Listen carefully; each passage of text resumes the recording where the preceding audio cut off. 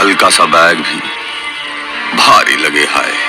इसके लिए एक नहीं 2 उपाय, डेटॉल आइसी कूल और लाइम कूल, जो ठंडक की फीलिंग दिलाए, पसीने की बदबू वाले जर्म्स को हटाए और कर दे फुल्ली रिफ्रेश। गर्मी जाओगे भूल with Dettol icy cool and lime cool.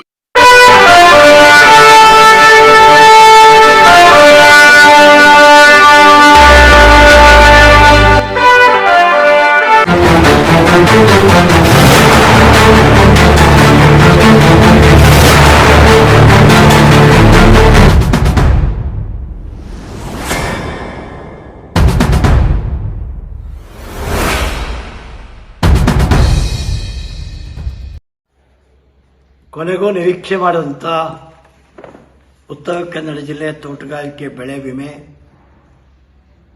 ಇವತ್ತು ಮೊದಲನೇ ಹಂತದಲ್ಲಿ ಜಿಲ್ಲೆಯ ಕೇವಲ 46 ಪಂಚಾಯತ್ಗಳಲ್ಲಿ ಅಜಮಾಸ್ 10 ಕೋಟಿ 86 ಲಕ್ಷ ಸಮೀಪ ಇವತ್ತು ಬಿಡುಗಡೆಯಾಗಿದೆ.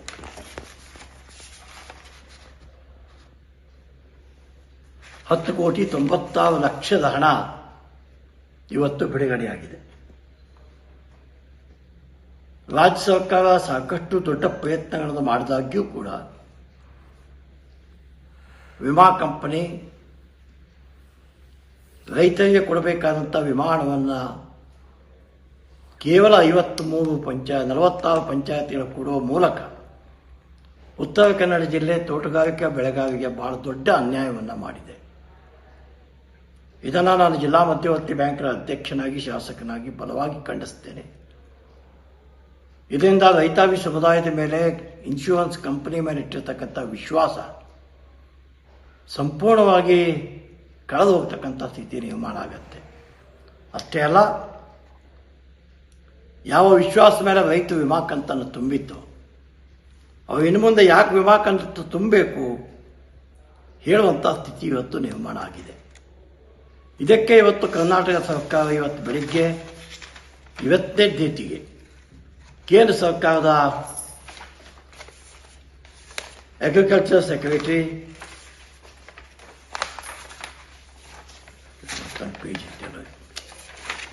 ಕೇಂದ್ರ ಸರ್ಕಾರ ಅಗ್ರಿಕಲ್ಚರ್ ಸೆಕ್ರೆಟರಿಗೆ ಪತ್ರವನ್ನು ಬರೆದು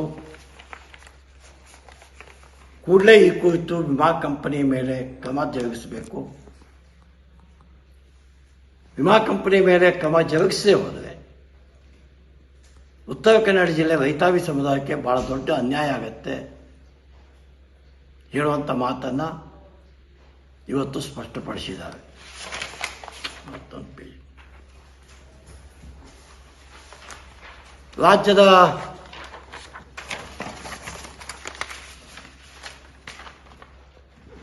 ರಾಜ್ಯದ ನಮ್ಮ ಸೆಕ್ರೆಟರಿ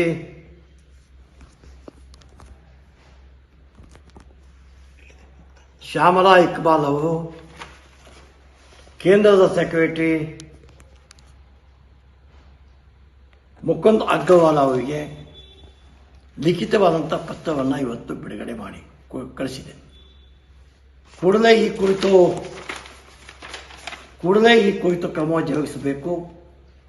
ಉತ್ತರ ಕನ್ನಡ ಜಿಲ್ಲೆ ರೈತರಿಗೆ ಸಿಗಬೇಕಾದಂತಹ ಬೆಳೆ ವಿಮೆ ಅತಿ ಶೀಘ್ರದಲ್ಲೇ ಜಮಾ ಆಗ್ತಕ್ಕಂಥದ್ದನ್ನು ಕ್ರಮ ತೆಗೆದುಕೊಳ್ಳಬೇಕು ಅಂತೇಳಿ ಕೇಂದ್ರ ಸರ್ಕಾರವನ್ನು ಇವತ್ತು ರಾಜ್ಯ ಸರ್ಕಾರ ಪತ್ರ ಮುಖೇನ ಒತ್ತಾಯ ಮಾಡಿದೆ. ಮುಖ್ಯ ಕಾರ್ಯದರ್ಶಿ ಅಧ್ಯಕ್ಷತೆಯ ಸಭೆ ಮತ್ತು ತೋಟಗಾರಿಕಾ ಇಲಾಖೆ ಸಚಿವರ ಸಭೆ 10 ಸಭೆಗಳನ್ನು ಕರ್ನಾಟಕ ಸರ್ಕಾರ ನಡೆಸಿದಾಗ್ಯೂ ಕೂಡ ಮುಖ್ಯಮಂತ್ರಿ ಉಪಮುಖ್ಯಮಂತ್ರಿಗಳ ಸೂಚನೆಯ ನಂತರವೂ ಕೂಡ ವಿಮಾ ಕಂಪನಿ ತನ್ನ ನಿಲುವನ್ನು ಬದಲಿಸೋದಕ್ಕೆ ತಯಾರಿಲ್ಲ. ಆ ಕಾರಣವಾಗಿ ಇಂಥ ವಿಮಾ ಕಂಪನಿಗಳನ್ನು ಬ್ಲ್ಯಾಕ್ ಲಿಸ್ಟ್ನಲ್ಲಿಯೂ ಕೂಡ ಇಡಬೇಕು.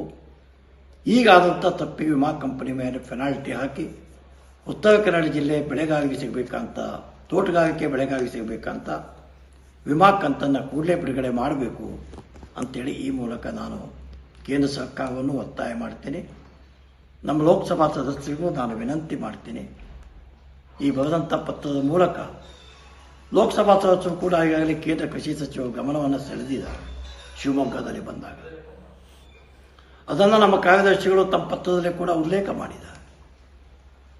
ಹಾಗಾಗಿ ನಾವೆಲ್ಲರೂ ಒಟ್ಟಾಗಿ ಉತ್ತರ ಕನ್ನಡ ಜಿಲ್ಲೆ ಬೆಳಗಾವಿಗೆ ಕೊಡಬೇಕಂತ ನ್ಯಾಯವನ್ನು ಅತಿ ಶೀಘ್ರದಲ್ಲೇ ಕೊಡಬೇಕಂತ ಅವಶ್ಯಕತೆ ಇದೆ.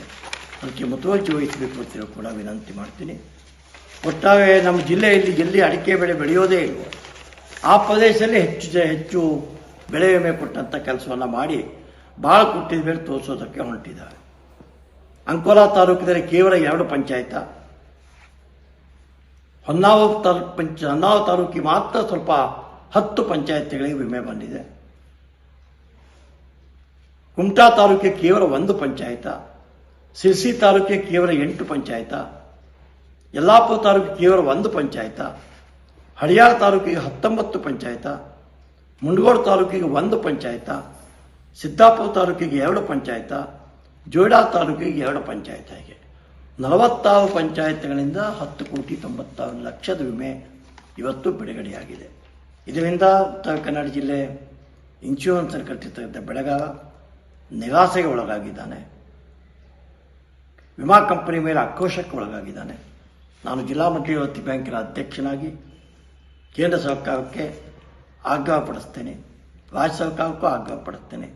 ಈ ಕುರಿತು ಕೂಡಲೇ ತ್ವರಿತ ಕ್ರಮವನ್ನು ತೆಗೆದುಕೊಂಡು ನಮಗೆ ಸಿಗಬೇಕಂತ ನ್ಯಾಯವನ್ನು, ನಮಗೆ ಸಿಗಬೇಕಂತ ಇನ್ಶೂರೆನ್ಸನ್ನು ವಿನಾಕಾರಣ ವಿಮಾ ಕಂಪನಿ ಅನಗತ್ಯ ಅನಗತ್ಯ ತೊಂದರೆಗಳನ್ನು ಪಡಿಸಿ ನಮ್ಮ ತೊಂದರೆ ಮಾಡಬಾರದು. ವಿಮಾ ಕಂಪನಿ ಮೇಲೆ ರೈತರಿದ್ದಂಥ ವಿಶ್ವಾಸ ಹಾಳಾಗದಂತೆ ನೋಡಿಕೊಳ್ಬೇಕು ಅಂತೇಳಿ ವಿನಂತಿ ಮಾಡ್ತೇನೆ. ಎಲ್ಲ ಮಾಧ್ಯಮಗಳಿಗೂ ಇದನ್ನು ಪ್ರಚಾರಪಡಿಸಬೇಕು ಅಂತೇಳಿ ಕೂಡ ವಿನಂತಿ ಮಾಡ್ತೇನೆ. ನಮಸ್ಕಾರ.